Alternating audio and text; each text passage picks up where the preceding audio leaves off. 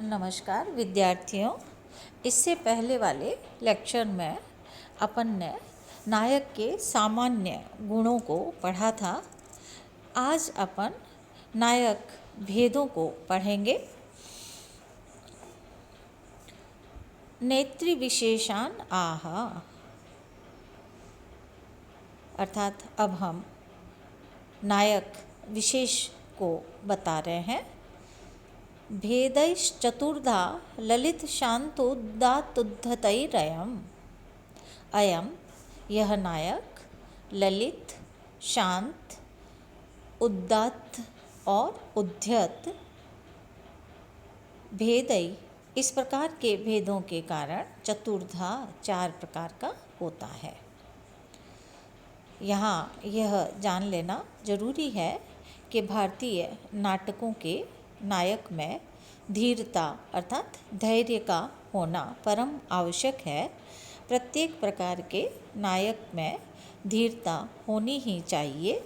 यही कारण है कि नायक के सभी भेदों के साथ धीर या धैर्य विशेषण जरूर लगाया जाता है। तो इस तरह नायक भेद चार प्रकार के माने जाते हैं: धीर ललित, धीर शांत, धीरोदात्त तथा धीरोद्धत। यथोदेशम लक्षणम आह, यथोदेशम क्रमशः इनके लक्षणम आह, लक्षण बता रहे हैं। अर्थात अब ये चार प्रकार के जो नायक बताए हैं, इन चार प्रकार के नायकों के क्रमशः लक्षण दशरूपकार आचार्य धनंजय कर रहे हैं। सबसे पहले ये धीर ललित का लक्षण देते हुए कहते हैं: निश्चिंतो धीर ललितः कलासक्तः सुखी मृदुः। धीर ललितः, धीर ललित वह नायक है जो निश्चिंतः सर्वथा निश्चिंत रहता है, कलासक्तः कलाओं में आसक्त रहता है, सुखी सुखी रहता है, मृदुः और कोमल स्वभाव का होता है। मृदु मधुर कोमल स्वभाव का होता है। धीर ललित नायक के योगक्षेम की चिंता उसके मंत्री आदि के द्वारा की जाती है, अतः वह इस प्रकार की चिंताओं से रहित रहता है और इस चिंता रहितता के कारण ही वह गीतादि कलाओं का प्रेमी और भोग विलास में प्रवण रहता है और उसमें श्रृंगार रस की प्रधानता होने के कारण वह सुकुमार आचरण और कोमल स्वभाव वाला होता है। जैसे रत्नावली नाटिका का नायक वत्सराज उदयन इसी धीर ललित कोटि का नायक है।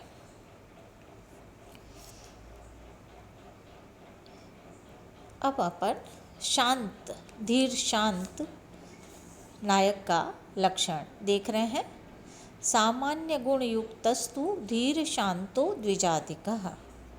धीर शांतो, धीर शांत वह नायक होता है जिसमें सामान्य गुण युक्त, नायक के सामान्य गुणों से युक्त होता है, अर्थात जिसमें नायक के सामान्य गुणों का समावेश होता है। जो पूर्व में अपन ने पिछले लेक्चर में नायक के सामान्य गुण पढ़े थे, तो यहाँ पर ये धीर शांत जो होता है नायक, वह ये सामान्य गुणों से युक्त होता है। द्विजादिकः, और वह ब्राह्मण, वैश्य या मंत्री पुत्र आदि होता है।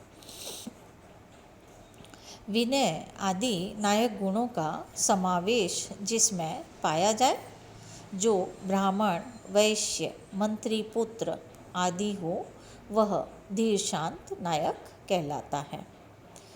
धीर शांतता प्रकरण नायक का लक्षण है, अर्थात प्रकरण में धीर शांत नायक होता है।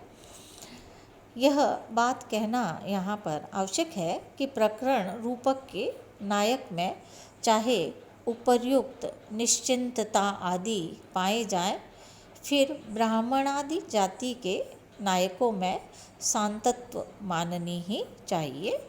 यद्यपि प्रकरण के नायक निश्चिंत, कलाप्रिय आदि होते हैं, फिर भी वे ललित कोटि के नहीं माने जाने चाहिए।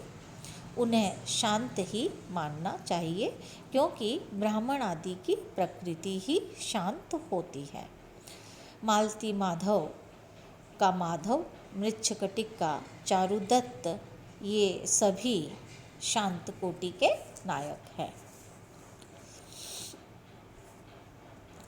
अब अपन धीरोदात्त नायक का लक्षण पढ़ रहे हैं।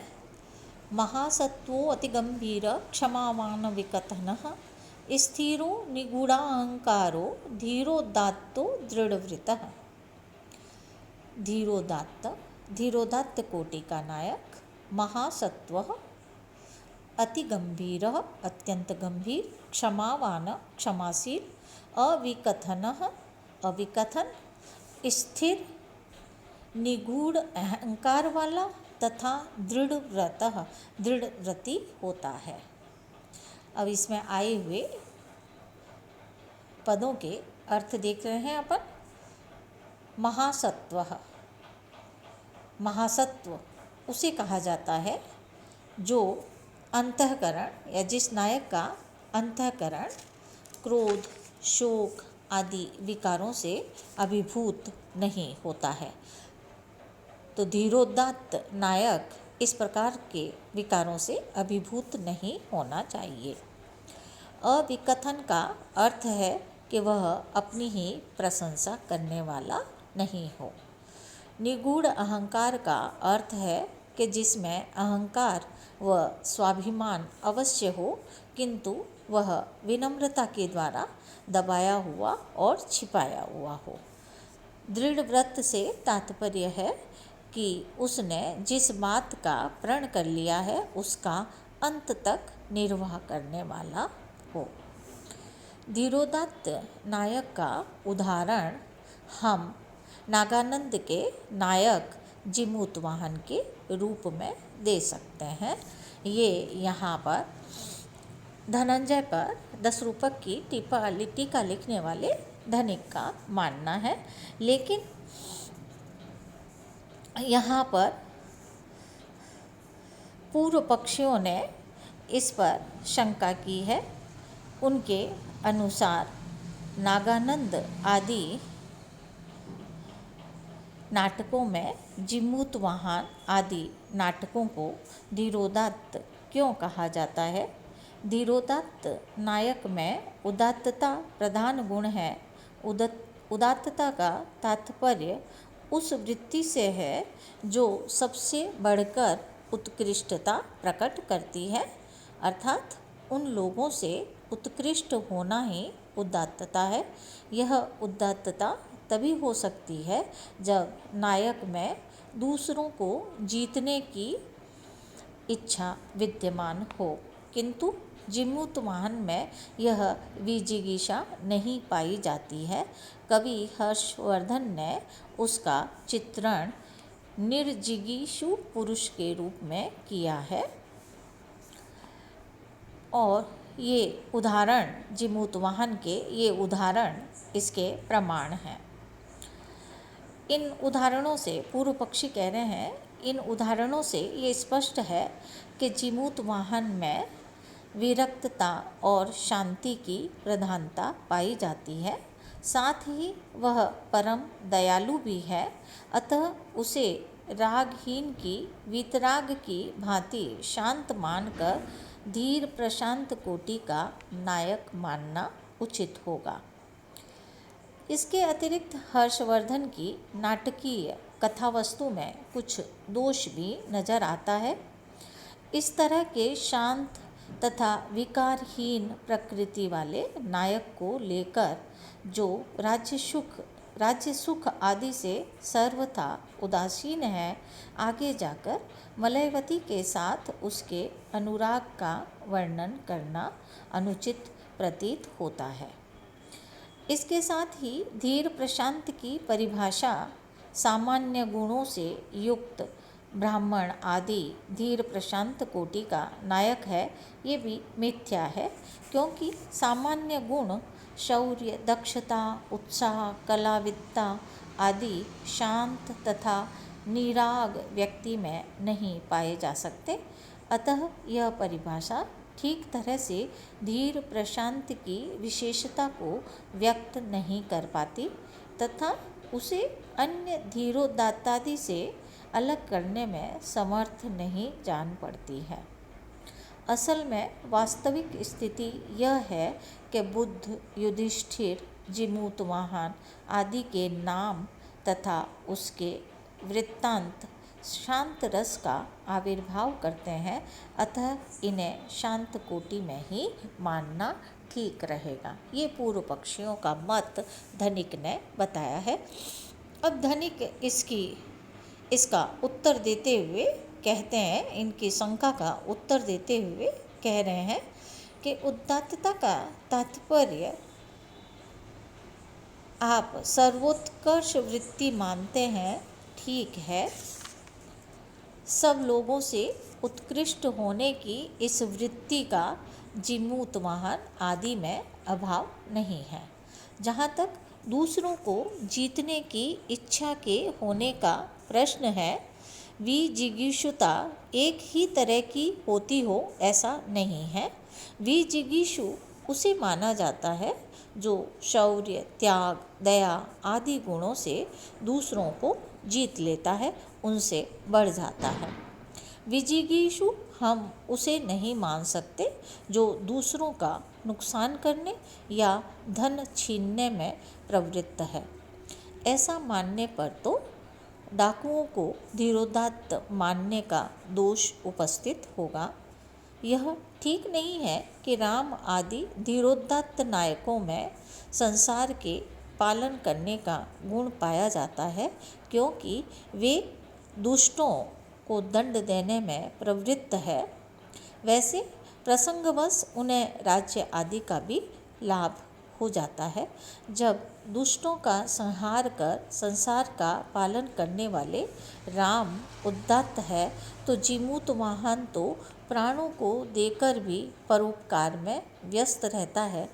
अतः वह सारे संसार को अपने परोपकार से जीत लेता है। अतः वह उदात्त ही है, उदात्त ही नहीं उदात्ततम है। तो पूर्व पक्षी के अपर के ये दो पद्यों को देकर जो जिमूतवाहन की विषय परांगमुखता प्रकट की है वह ठीक है। असल में संसार को अपने कार्यों से जीतने की इच्छा वाले उदात्त नायक कृपणता को उत्पन्न करने वाले अपने सुख की इच्छाओं से उदासीन तथा विरक्त ही रहते हैं, जैसा कि शाकुंतल के नायक दुष्यंत इत्यादि है। पूर्व पक्षी ने जिमूतवाहन तथा मलयवती के अनुराग के निबंधन को दोष माना है। इसका उत्तर देते हुए वृत्तिकार धनिक कहते हैं कि मलयवती के अनुराग का वर्णन तो शांत रस के उपयुक्त नहीं है। इस बात का द्योतक है कि नायक शांत नहीं है, बल्कि वह जिमूतवाहन की धीर शांतता का निषेध करता है। शांत का जो पारिभाषिक अर्थ हम लोग लेते हैं वह है अहंकार का न होना। वह ब्राह्मण आदि में उचित है। इसलिए वास्तविक दृष्टि से ब्राह्मण आदि में शांतता पाई जाती है। यही नहीं कि कोरी परिभाषा से ही वे धीर शांत मान लिए जाते हैं। बुद्ध की करुणा तथा जिमूतवाहन की करुणा में भी भेद है। एक की करुणा निष्काम है, दूसरे की सकाम। इसलिए जिमूतवाहन आदि धीरोदात्त ही है।